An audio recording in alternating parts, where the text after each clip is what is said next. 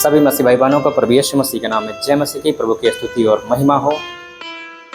तो आज प्रियो मैं आप लोग को बताना चाहूँगा कि काफ़ी लोगों का कॉल्स हमारे पास आज आया है कि प्रार्थना के बारे में हमें बताएं। पास्टर जी प्रार्थना के बारे में बताएं। तो आज उसी के टॉपिक पे आज का वचन रहेगा, आज का वीडियो रहेगी। तो आप लोग देखें और इस वीडियो में लास्ट तक बने रहिएगा। और अगर आप वीडियो चैनल पर नए हैं तो चैनल को सब्सक्राइब कीजिएगा, बेल आइकन को दबाना ना भूलिएगा, क्योंकि जब भी हम बाइबल के रिलेटेड कोई भी वीडियो बनाऊं और लेके अपलोड करूं तो सबसे पहले नोटिफिकेशन आप लोग के पास जाए और आप लोग इस वीडियो को देखें और आगे बढ़ते जाएं। पवित्र टाइम अपने जीवन को व्यतीत करते जाएं यीशु के नाम से, आमीन। तो काफ़ी लोगों का, काफ़ी बहन भाई का कॉल आया था कि पास्टर जी हम विश्वास में बन गए हैं, हमें चर्च भी जाने लगे हैं, आपके कहने पे हम प्रभु को अपना भी लिए हैं, लेकिन हमें प्रार्थना करना नहीं आता है। हमें प्रार्थना के बारे में कुछ बताएं। तो आज का वीडियो उन्हीं लोगों के लिए रहेगा कि जो प्रार्थना के बारे में नहीं जानते कि प्रार्थना किस तरह किया जाता है। प्रार्थना दो प्रकार की होती है मेरे प्रियो, प्रार्थना दो प्रकार की होती है। प्रार्थना एक सामूहिक प्रार्थना होता है, एक व्यक्तिगत प्रार्थना होती है। जो सामूहिक प्रार्थना होती है वो चर्चों में जाके होती है, जो कलीसिया में लोग जाते हैं, सारे कोई टॉपिक होता है, चाहे कोई भी टॉपिक हो, उसके ऊपर सारे कलीसिया मिलकर प्रार्थना करती है और सच में परमेश्वर उस प्रार्थना को सुनता है और वो जो चीज़ें होती है, चाहे जिस चीज़ों के लिए प्रार्थना हम लोग की करें, वो उस चीज़ों को प्रभु अवेलेबल कराता है।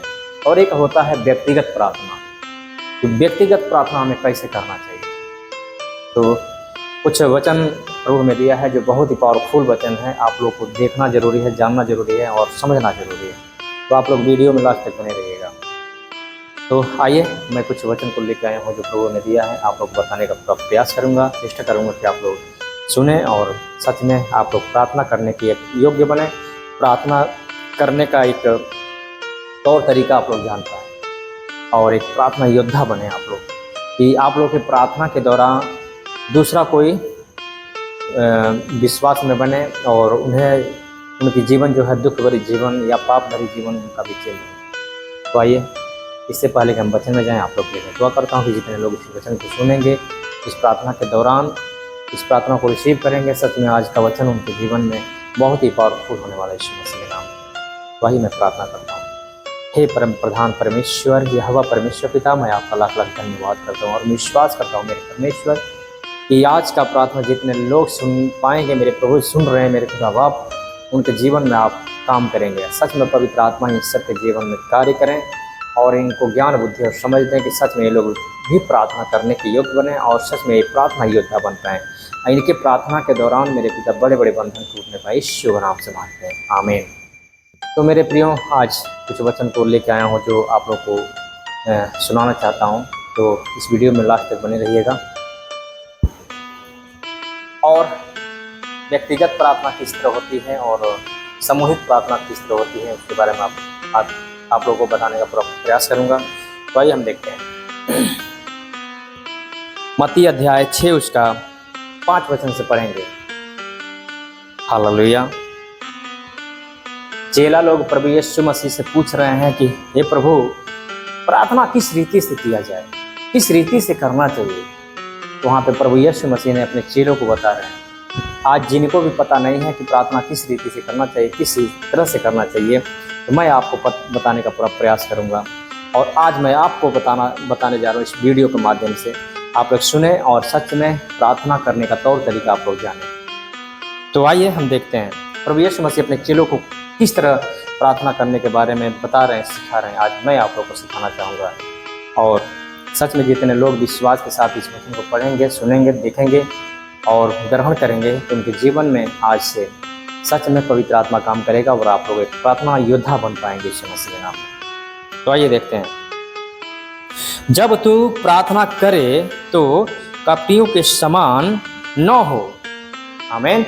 जब प्रार्थना करें तो कपटियों के समान न हो। हालेलुया।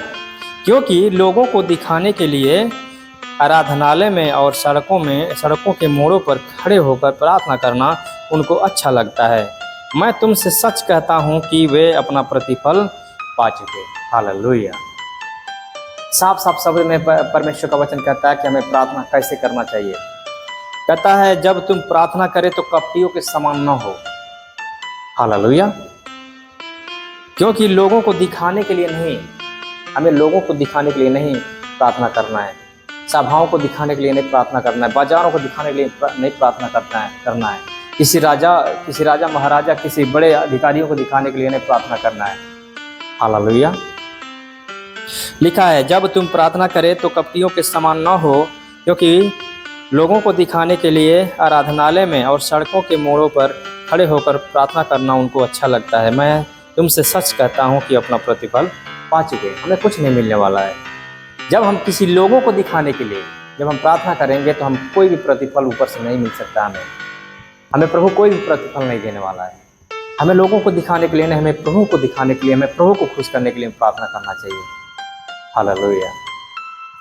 इसी का आगे वचन देखेंगे। परंतु जब तुम प्रार्थना करें, प्रभु यीशु मसीह कह रहे हैं अपने चेलों से कि परंतु जब तुम प्रार्थना करे तो अपनी कोठरी में जा और द्वार बंद करके अपने पिता से जो गुप्त में है प्रार्थना कर, तब तेरा पिता जो गुप्त में देखता है तुझे प्रतिफल देगा। आमीन। लिखा है जब तुम प्रार्थना करें, हमें कैसे प्रार्थना करना चाहिए? जब हम प्रार्थना करें तो एक कोठरी में चले जाएं, एक शांत जगह जहाँ बिल्कुल डिस्टर्बिंग ना हो, जहाँ कोई न आता हो न जाता हो। एक कोठरी में चले जाइए, शांति माहौल बनाइए, वहाँ पे जाकर प्रार्थना करना चाहिए। जो गुप्त में पिता है, हमें गुप्त का प्रार्थना, परमेश्वर हमारी प्रार्थनाओं को सुनता है जो गुप्त में है। हालेलुया। हमें एक कोठरी में चले जाना है जहाँ पे कोई ना हो, बिल्कुल हम हो और बस प्रभु हो, बाकी कोई ना हो, कोई डिस्टर्ब करने वाला वहाँ पे ना हो। वहाँ पे हमें चले जाना चाहिए, एक एकांत जगह ढूंढ लेना चाहिए। हालेलुया। कहता है परंतु जब तू प्रार्थना करे तो अपनी कोठरी में जा और द्वार बंद करके अपने पिता से जो गुप्त में है प्रार्थना कर, तब तेरा पिता जो गुप्त में देखता है तुझे प्रतिफल देगा। हमें एक एकांत जगह को ढूंढ लेना है, एक एकांत जगह को देख लेना है, ढूंढ लेना है, और वहाँ पे जाके हमें कोठरी में जाके दरवाज़ा बंद कर लेना है, शांति माहौल बनाना है पूरा। वहाँ पे कोई डिस्टर्बिंग ना हो, कोई ना हो, वहाँ पे केवल हम हों और खुदा हो। वहाँ पे जाइए और दरवाज़ा बंद करिए और तब गुप्त में प्रार्थना करिए, और तब परमेश्वर आपकी प्रार्थनाओं को सुनेगा और उत्तर देगा, आपके जीवन में बड़े बड़े आश्चर्य कर्मों को करेगा यीशु मसीह का नाम में। आमीन। अब आगे वचन देखेंगे, 7वां वचन। प्रार्थना करते समय अन्य जातियों के समान बकबक न करो, क्योंकि वे समझते हैं कि उनके बहुत बोलने से उनकी सुनी जाएगी। हालेलुया। यहाँ पर लिखा है प्रार्थना करते समय अन्य जातियों के समान बकबक न करो। जैसे कि मैं बहुत सारे एग्जाम्पल बताता हूँ। बहुत सारे लोग प्रार्थना करते हैं या पूजा पाठ करते हैं तो बहुत ज़ोर ज़ोर से बोलते हैं, हे भगवान, जो भी भगवान हो उसका नाम लेकर ज़ोर ज़ोर से चिल्लाते हैं, लोगों को सुनाते हैं कि हाँ, लोग देखते हैं अरे ये तो पूजा कर रहा है। वो उनको ये लगता है कि मैं लोगों को दिखा रहा हूँ, ज़ोर ज़ोर से चिल्ला रहा हूँ तो हमारी प्रार्थना ऊपर तक जाएगी, हमारी प्रार्थना सुनी जाएगी। ऐसा नहीं हो सकता मेरे प्रियो, ऐसा नहीं। हमें बक बक नहीं करना है, अपने मुंह से आवाज़ नहीं निकालना है, जोर जोर से नहीं, एक दूसरे को डिस्टर्ब नहीं करना है। हालेलुया। लिखा है प्रार्थना करते समय अन्य जातियों के समान बक बक न करो, क्योंकि वे समझते हैं कि उनकी बहुत बोलने से उनकी सुनी जाएगी। हालेलुया। आगे वचन देखें। इसलिए तुम उनके समान न बनो, क्योंकि तुम्हारा पिता तुम्हारे मांगने से पहले ही जानता है कि तुम्हारी क्या क्या आवश्यकताएं हैं। आमीन। हमें मुंह से ज़्यादा ज़ोर ज़ोर से चिल्लाने की क्या ज़रूरत है? जब हम सोचते हैं कि हमारे कोई भी कमी होती है, चाहे कोई भी वस्तु हो या कोई भी चीज़ें हों, जब हमारे लिए उसको घटी होती है तो हमारा खुदा जो है पहले ही जान जाता है कि हमें क्या क्या आवश्यकताएं हैं, लेकिन वो अपने उचित समय पे हमें देगा। हमारे घबराने की ज़रूरत नहीं, हमें घबराने की ज़रूरत नहीं है। और ये भी नहीं सोचना चाहिए कि हमारे इच्छा के अनुसार नहीं है। हालेलुया। परमेश्वर कहता है इसलिए तुम उनके समान न बनो जो बक बक करते हैं, जो प्रार्थना में जोर जोर से चिल्लाते हैं, हे भगवान, चाहे जो भी भगवान हो उसका नाम लेकर जोर जोर से चिल्लाते हैं, जोर जोर से पूजा पाठ करते हैं। उनके समान न बनो आप।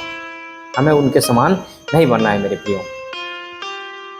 इसलिए तुम उनके समान न बनो, क्योंकि वो तुम्हारा पिता तुम्हारे मांगने से पहले ही जानता है कि तुम्हारी क्या क्या आवश्यकताएं हैं। हमें चिल्लाने की जरूरत नहीं है। जो भी आपको चाहिए खुदा जान जाता है।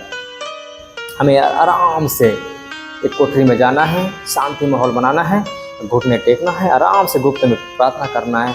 गुप्त में पिता सुनेगा और हमारी चीज़ों को, जो भी हमें आवश्यकताएं हैं, वो अवेलेबल कराएगा। हालेलुया। आगे वचन देखेंगे। यतः तुम इस रीति से प्रार्थना किया करो कि हे हमारे पिता, तू जो स्वर्ग में है, तेरा नाम पवित्र माना जाए। अब यहाँ पे रीति के बारे में बता रहा है परमेश्वर। ये नहीं कहता है कि ऐसा ही। बहुत सारे लोग क्या करते हैं, इस वचन को रट लेते हैं, रट के क्या करते हैं, प्रार्थना में जब बैठते हैं तो यही वचन बार बार दोहराते हैं, बार बार दोहराते हैं, बार बार दोहराते हैं। हमें ऐसा नहीं करना है। ये तो एक रीति बता रहा है, एक तरीका बता रहा है परमेश्वर कि इस रीति से प्रार्थना किया करो। परमेश्वर हमें क्या कर रहा है, एक तरीका बता रहा है, एक एग्जाम्पल बता रहा है कि ऐसे प्रार्थना करना चाहिए। और बहुत सारे लोग हम देखते हैं, बहुत सारे लोगों को ये वचन को रट लेते हैं सब, और जब भी प्रार्थना बैठते हैं तो बस चालू हो जाते हैं सब, यही वचन को लेकर चालू हो जाते हैं, दोहराने लगते हैं। मेरे प्रिय, मैं आप लोग को बताना चाहूँगा, एक रीति बता रहा है परमेश्वर, एक तरीका बता रहा है परमेश्वर इस वचन के द्वारा कि आपको इस रीति से प्रार्थना करना चाहिए। देखिए क्या कहता है, अतः तुम इस रीति से प्रार्थना किया करो कि हे हमारे पिता, तू जो स्वर्ग में है, तेरा नाम पवित्र माना जाए। आगे वचन क्या कहता है, तेरा राज्य आए, तेरी इच्छा जैसे स्वर्ग में पूरी होती है वैसे पृथ्वी पर भी हो। तो कहना चाहिए परमेश्वर से, जब हम प्रार्थना कर रहे हैं तो कहना चाहिए, परमेश्वर तेरी इच्छा जैसे स्वर्ग में पूरी होती है वैसे हमारे जीवन से हो, वैसे हमारी चाल चलन से हो, वैसे हमारा सोच विचार से हो। हालेलुया। ये तो परमेश्वर एक रीति बता रहा है, एक तरीका बता रहा है कि हमें प्रार्थना किस रीति से करना चाहिए। और मैं देखता हूँ बहुत सारे लोग क्या करते हैं, इस वचन को रट लेते हैं और बार बार जब भी प्रार्थना बैठते हैं, बार बार वही प्रार्थना, वही वचन को दोहरा के और उठ जाते हैं। मेरे प्रियो, ऐसा नहीं करना। ये तो परमेश्वर एक तरीका बता रहा है, एक रीति बता रहा है कि हमें प्रार्थना किस रीति से करना चाहिए। हालेलुया। आगे वचन देखेंगे, हमारे दिन भर की रोटी आज हमें दे। बहुत सारे लोगों को ये लगता होगा कि रोटी की बात हो रही है कि हमारे दिन भर की रोटी आज हमें दे। यहाँ पे क्या क्या कह रहा है परमेश्वर, समझना है। समझिए आप लोग, थोड़ा सा दिमाग लगाइए। अगर नौ दिमाग चले तो परमेश्वर से प्रार्थना करिए कि प्रभु हमें ज्ञान बुद्धि दे। यहाँ पे क्या कर रहा है, हमारी दिन भर की रोटी आज हमें दे। इसका मतलब कि हमारी दिन भर की, आज हम प्रार्थना कर लिए तो कल भी हमें करना है, कल कर लिए तो परसों भी करना है। रोज का प्रार्थना हमें दे। हालेलुया। बहुत सारे लोगों को ऐसा लगता होगा कि रोटी की बात हो रही कि आज दिन भर की रोटी हमें आज हमें दे। लेकिन मेरे प्रियो, मैं बताना चाहूँगा कि इसका मतलब ये हुआ, इसका अर्थ ये हुआ कि आज हम प्रार्थना कर लिए हैं, कल के लिए भी हमें दे। आज का प्रार्थना हम कर लिए, आज का बहुत है, कल भी जब हम प्रार्थना करेंगे तो इसी रीति से बोलेंगे कि आज दिन भर की रोटी आज हमें दे। आज का मैं प्रार्थना कर लिया, प्रभु हमें कल का भी मौका हमें दे। हालेलुया। इसका अर्थ ये नहीं हुआ कि हमें रोटी मांगना है कि दिन भर की रोटी हमें दे। ये प्रार्थना की बातें हो रही हैं। हमारी दिन भर की रोटी आज हमें दे। परमेश्वर हमारे दिन भर की रोटी आज हमें दे। आज हम प्रार्थना कर लिए तो कल भी हमें प्रार्थना करना है, परसों कल कर लिए तो परसों भी हमें करना है, यानी रोज प्रतिदिन हमें प्रार्थना करना है। इसका मतलब ये हुआ। हालेलुया। आगे वचन देखेंगे, और जिस प्रकार हमने अपने अपराधियों को क्षमा किया है वैसे तू भी हमारे अपराधों को क्षमा कर। अब यहाँ पे क्षमा की बात आ गई है, थोड़ा समझिएगा आप लोग। अगर आप लोग किसी से क्रोधित होंगे तो आज से बिल्कुल उस क्रोध को हटा दीजिए। अगर किसी से आपको लफड़ा चल रहा होगा, बिल्कुल आप लोग सलट लीजिए, क्योंकि जब हम दूसरे को क्षमा करते हैं तो परमेश्वर हमको क्षमा करता है, हमारे अपराधों को क्षमा करता है। जब हम दूसरों को क्षमा नहीं करते हैं तो परमेश्वर हमारे अपराधों को क्षमा नहीं करता है। हालेलुया। कहता है, और जिस प्रकार हमने अपने अपराधियों को क्षमा किया है वैसे ही तू भी हमारे अपराधों को क्षमा कर। जिस रीति से आप अपराधियों को क्षमा करेंगे, अपने बैरियों को क्षमा करेंगे, अपने दुश्मनों को क्षमा करेंगे और उनसे प्यार मोहब्बत के हाथ बढ़ाएंगे, वैसे ही परमेश्वर आपके साथ में करने वाला है। हालेलुया। अगर हम अपने बैरियों को क्षमा नहीं करेंगे तो खुदा हमारा जो ऊपर बैठा हुआ है, स्वर्ग में बैठा हुआ है, हमें भी क्षमा नहीं करेगा। तो आज से हमें चाहे कोई भी हो, चाहे पटदार हो, चाहे जो कुछ कोई भी हो, हमें नफरत नहीं पाल कर रखना है मेरे प्रियो। अगर झगड़ा हुआ होगा तो आप लोग सलट लीजिए। अगर किसी से बैर हुआ होगा तो आप लोग बिल्कुल आपस में मेल मिलाप कर लीजिए, क्योंकि अगर हम दूसरे को क्षमा नहीं करेंगे तो परमेश्वर हमारा अपराध क्षमा नहीं करेगा। हालेलुया। तो हमें क्या करना है? हमें अपने बैरियों को क्षमा कर देना है। चाहे पहला नंबर आप लोग को बता दें कि इंसान हमारा दुश्मन हो ही नहीं सकता। हमारा दुश्मन शैतान है, इब्लिस है, जो बीमारी को लेकर आता है, घर में विस्फोट कराता है, घर में आर्थिक तंगियां लेकर आता है, वो हमारा दुश्मन है। हमें उससे लड़ना है। इंसान हमारा दुश्मन नहीं है। इसके लिए मैं बोल रहा हूँ कि आप लोग जिससे भी बैर है, आप लोग मेल मिलाप कर लीजिए, उनके अपराधों को क्षमा कीजिए, तभी आप लोग के अपराध क्षमा होंगे। हालेलुया। आगे वचन देखेंगे, और हमें परीक्षा में न ला परंतु बुराई से बचा। कहना चाहिए कि प्रभु हमें परीक्षा में न ला, लेकिन बुराई से बचा, पाप से बचा, भय विचार से बचा, गंदी आदतों से बचा। हमें ऐसा कहना चाहिए। हालेलुया। और आजकल हम लोग क्या कर रहे हैं? मसीह में तो आ गए, मसीह को ग्रहण कर लिए, मसीह को उद्धारकर्ता मान लिए, लेकिन फिर भी हम पाप कर रहे हैं। फिर भी हम एक दूसरे से जलस कर रहे हैं। फिर भी हम एक दूसरे को घूट के मारना चाहते हैं, उनकी हर एक चीज़ को हड़प लेना चाहते हैं।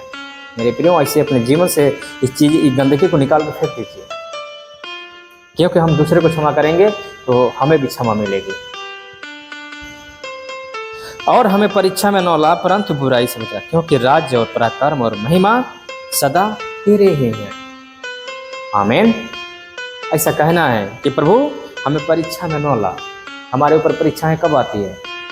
मसीह में आ तो जाते हैं, मसीह को ग्रहण कर तो लेते हैं, लेकिन कुछ दिन जाते जाते जब परीक्षाएं आती है, दुख बीमारी आता है, तो हम टूट जाते हैं। और दुख बीमारी और परीक्षा हमारे ऊपर क्यों आती है, इसके बारे में जानेंगे। परीक्षा हमारे ऊपर इसलिए आती है कि हमें तोड़ने के लिए, प्रभु की संगति से छुड़ाने के लिए परीक्षाएं आती है।